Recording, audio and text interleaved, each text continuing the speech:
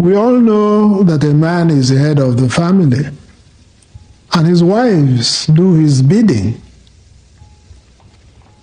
A child belongs to its father and his family, not to his mother and her family. A man belongs to his fatherland, not his motherland. And yet, we say Neka, mother is supreme. Why is that? There was silence. I want Okonkwo to answer me, said Uchendo. That was Chinua Achebe, one of the greatest writers who ever lived. He made that presentation inside the Library of Congress, the most powerful library on earth, in Washington, D.C., on November 3rd, 2008, reading from the very pages he wrote 50 years earlier, reading to a hall full of scholars, diplomats, professors, and Nigerian deputy ambassador who stood up that day and said publicly, on record, Things Fall Apart is the greatest work of literature to come out of Africa. That was nearly 18 years ago. And today, we are going deep into the chapter he describes as his favorite chapter in the book, and a chapter I consider as the heartbeat of the entire novel. The chapter about an old man, a wise man, a man called Uchendo.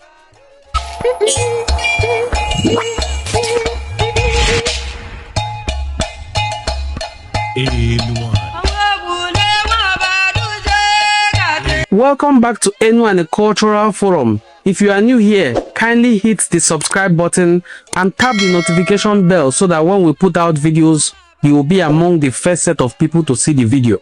We talk African history. We talk the history of the Igbo people. We promote Igbo cultural heritage. We talk about the books that crack the world open and let light in. And nothing cracked the world more than Things Fall Apart, written by Professor Chinua Achebe.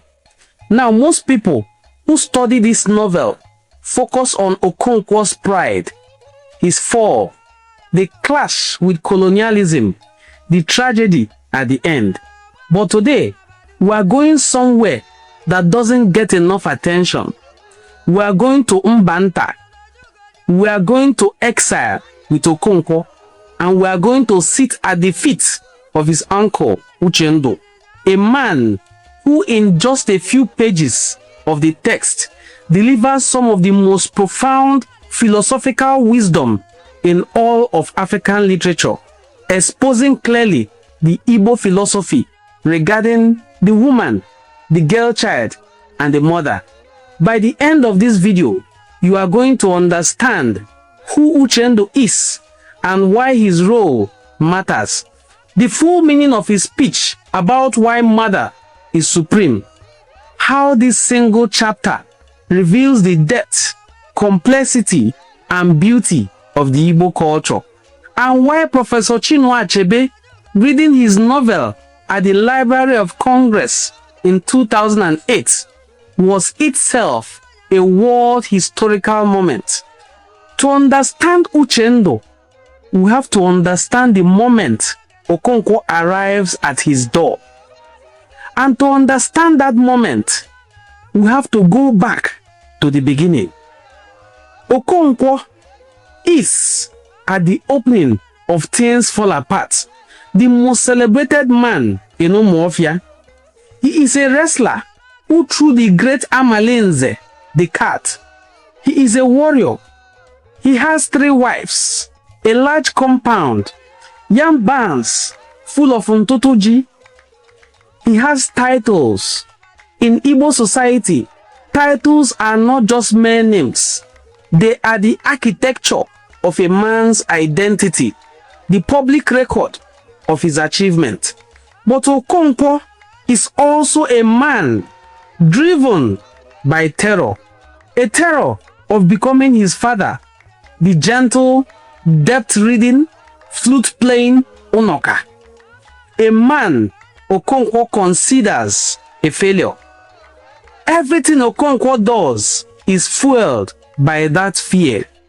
And that fear, that inability to show softness, to value what is gentle, is what brings him to ruin. Because in chapter 13 of the novel, something devastating happens.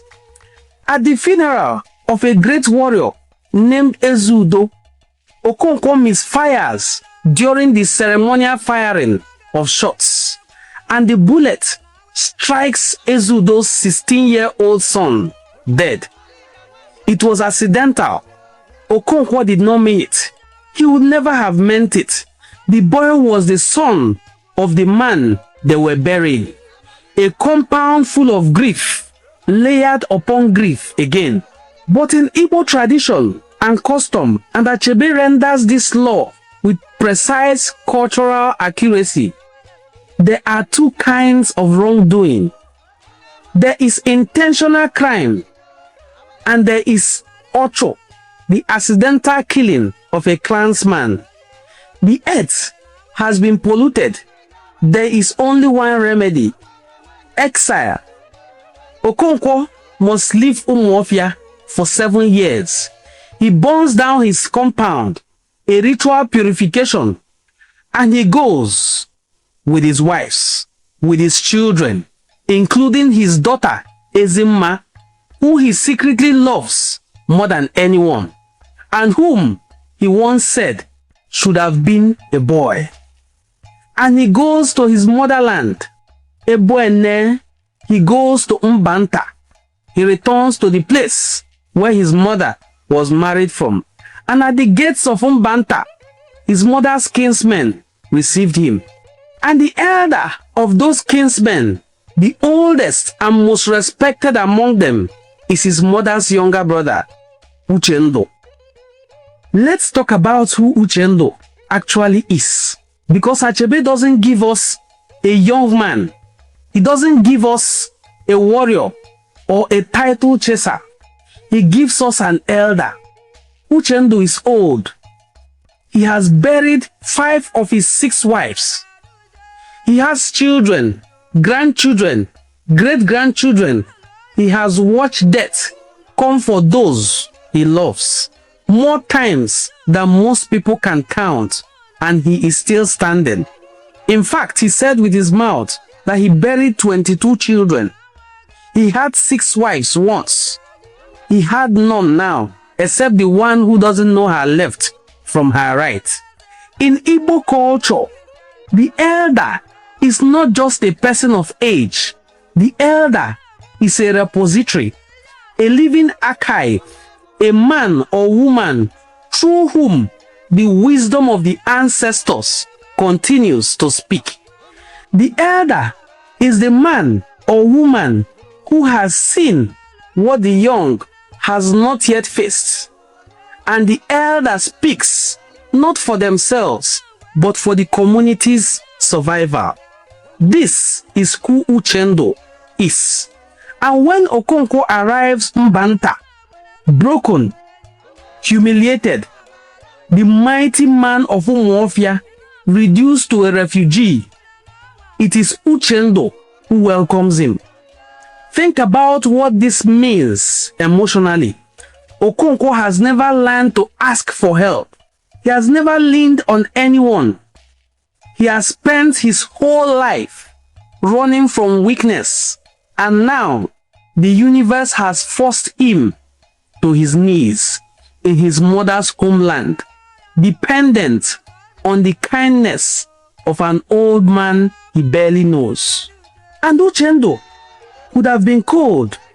Uchendo would have withheld. Uchendo could have taken the time to remind this proud man of his sudden fall. Instead, he does what great elders do. He receives him with warmth. He gives him a plot of land to plant his yam. He reintegrates him into the community, introduces him at the ancestral feast, performs every necessary ritual to make Okonkwo belong in his mother's kingdom. But then, after all the rituals are done, Okonkwo calls his family together and he looks at Okonkwo and he says something that changes everything. I would like us to listen to Professor Chinua Achebe as he reads out what Okonkwo's uncle, Uchendo, told him to comfort him when he discovered that the young man was sullen, when he discovered that Okonkwo was always in grief. I'm an old man. You are all children. I know more about the world than any of you. If there's anyone among you who thinks he knows more, let him speak up. He paused, but no one spoke. Why is Okonkwo with us today? This is not his clan. We are only his mother's kinsmen. He does not belong here. He's an exile, condemned for 7 years to live in a strange land. So he is bowed with grief. But there is one question I would like to ask him. Can you tell me, Okonkwo, why it is that one of the commonest names we give our children is Neka, or Mother is Supreme? We all know that a man is the head of the family, and his wives do his bidding. A child belongs to its father and his family, not to his mother and her family. A man belongs to his fatherland, not his motherland. And yet, we say Neka, Mother is Supreme. Why is that? There was silence. I want Okonkwo to answer me, said Uchendo. I do not know the answer, Okonkwo replied. You do not know the answer? So you see, you are a child. You have many wives and many children, more children than I have. You are a great man in your clan, but you are still a child. My child. Listen to me and I shall tell you. But first, there's one more question I shall ask you. Why is it that when a woman dies, she is taken home to be buried with her own kinsmen? She is not buried with her husband's kinsmen. Why is that? Your mother was brought home to me here and buried with my people. Why was that? Okonkwo shook his head. He does not know that either, said Uchendo. And yet he is full of sorrow because he has come to live in his motherland for a few years. He laughed a mirthless laughter and turned to his sons and daughters. What about you? And anyone answer the question? They all shook their heads. And listen to me, he said, and cleared his throat. It's true that a child belongs to his father. But when a father beats his child, it seeks sympathy in its mother's heart. A man belongs to his fatherland when things are good and life is sweet. But when there is sorrow and bitterness, he finds refuge in his motherland. Your mother is there to protect you. She is buried there. And that is why we say that mother is supreme. Is it right that you, Okonkwo, should bring to your mother a heavy face and refuse to be comforted? Be careful, or you may displease the dead.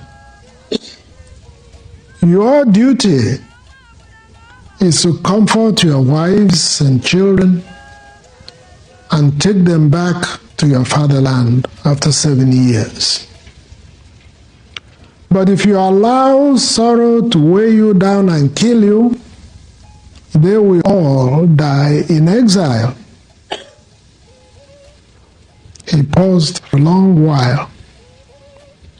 These are now your kinsmen. He waved at his sons and daughters. You think the greatest sufferer in the world? Do you know that men are sometimes banished for life?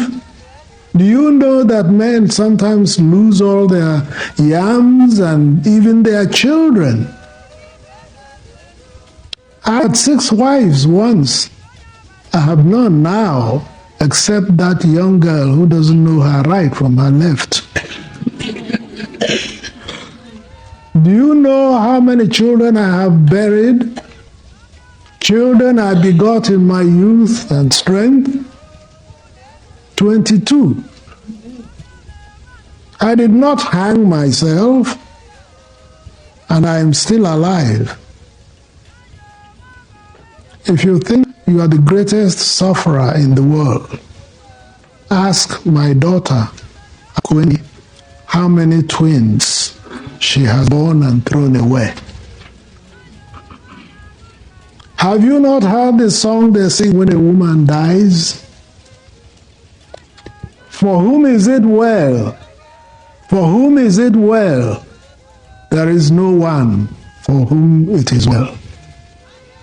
Omakalonye, Omakalonye, Onwelonyo dilema. I have no more to say to you.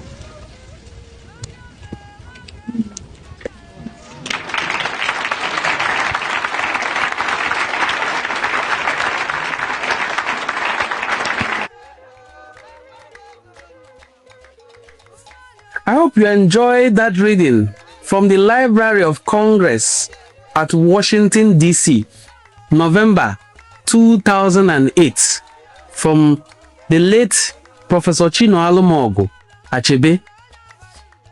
If this is your first time of coming across our channel, I'm inviting you to please hit the subscribe button and then tap the notification bell so that when we put out videos, you will be among the first set of people to see the video. Look through our channel. You will find so many other interesting videos you can binge on. Thanks for watching this video. Please let me see your comments down below. Let us know what you think about that chapter. Do you consider it the heartbeat of the novel like I do? Or do you consider it one of your favorites like Professor Chinua Achebe does? See you in our subsequent videos. Bye!